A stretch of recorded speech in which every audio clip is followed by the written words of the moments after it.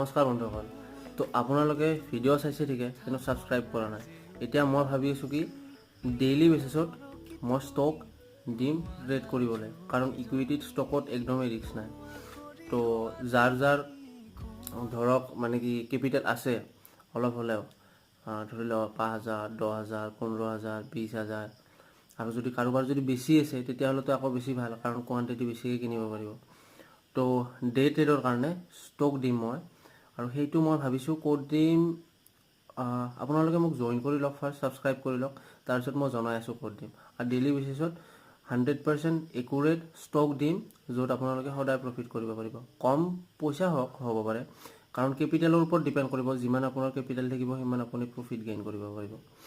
আৰু এতিয়া আপোনালোকে ভিডিঅ'বোৰ চাই ছাবস্ক্ৰাইব কৰি দিয়ক। কি যে আপোনাৰ ছাবস্ক্ৰাইব কৰি দিয়ক, ছাবস্ক্ৰাইব কৰি দিলে আকৌ মোৰো মনটো অলপ ডাঠ হয় ন ভিডিঅ' বনাবৰ কাৰণে। ধন্যবাদ।